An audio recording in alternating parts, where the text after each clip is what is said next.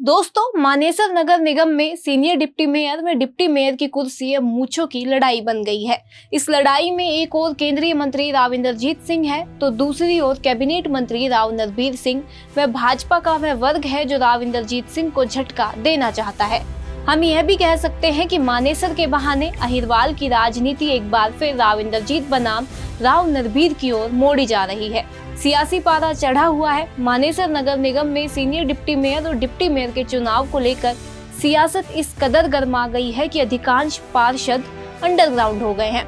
Media में जो खबरें आ रही हैं उस हिसाब से इस समय लगभग 10 निगम पार्षद आसाम भ्रमण पर गए हुए हैं। इन पार्षदों की गिनती राव नरबीर सिंह व उनका साथ दे रहे भाजपाइयों के खेमे में हो रही है। दूसरी ओर कुछ पार्षद हिमाचल में बताए जा रहे हैं। इन पार्षदों की संख्या 7 से 8 बताई जा रही है। इन पार्षदों को राव इंद्रजीत सिंह समर्थक माना जाता है। आप यह भी कह सकते हैं कि भाजपा उम्मीदवार सुंदर लाल को हराकर मेयर बनी डॉक्टर इंद्रजीत यादव का खेमा भी राव इंद्रजीत का खेमा है। लेकिन एक खबर यह भी आ रही है कि दोनों ओर 10-10 पार्षद है। हम किसी पक्ष की संख्या का सटीक दावा नहीं कर रहे क्योंकि स्थिति यह है कि किसी पार्षद का फोन नहीं उठ रहा तो किसी का मोबाइल स्विच ऑफ है।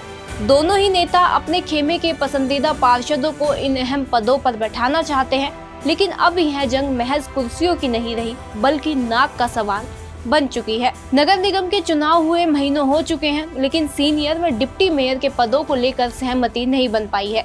कुछ दिन पहले ही राव नरबीर ने पार्टी संगठन के साथ मिलकर 7 निर्दलीय पार्षदों को बीजेपी में शामिल करवा लिया था। हालांकि पार्टी ने इस बारे में केंद्रीय मंत्री राव इंद्रजीत सिंह से सलाह मशवरा नहीं किया था। इस घटनाक्रम पर राव इंद्रजीत सिंह ने अपनी नाराजगी भी जताई थी।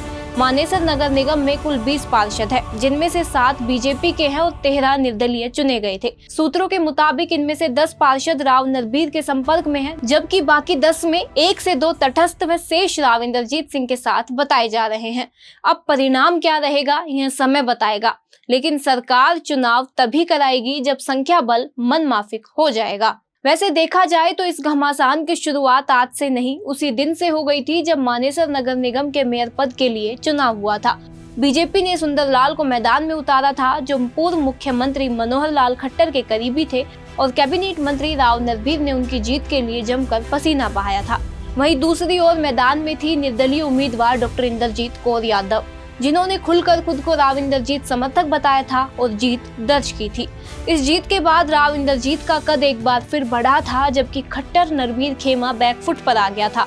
अब सीनियर डिप्टी मेयर और डिप्टी मेयर का चुनाव होना है तो राव नरबीर मनोहर लाल के सिपहसालारों के सहारे अपना बदला पूरा करना चाहते हैं, लेकिन राव इंद्रजीत भी पूरी ताकत के साथ मोर्चा संभाल कर अपनी पकड़ और दबदबा बरकरार रखना चाहते हैं। मनोहर लाल के सिपहसालारों में गार्गी कक्कड़ का नाम सबसे आगे है। यह भी बता दें कि हाल ही में डॉक्टर इंद्रजीत ने गुरुग्राम मंडल आयुक्त को पत्र लिखकर तत्काल सीनियर डिप्टी मेयर और डिप्टी मेयर के चुनाव के लिए बैठक बुलाने की मांग की है। मेयर ने हरियाणा नगर निगम चुनाव नियम 1994 के नियम 71(2) के हवाला देते हुए कहा कि मेयर और पार्षदों के चुनाव होने की अधिसूचना के 60 दिनों के भीतर इन पदों पर नियुक्ति होनी चाहिए, लेकिन 100 दिन बीतने के बावजूद कोई प्रगति नहीं हुई है।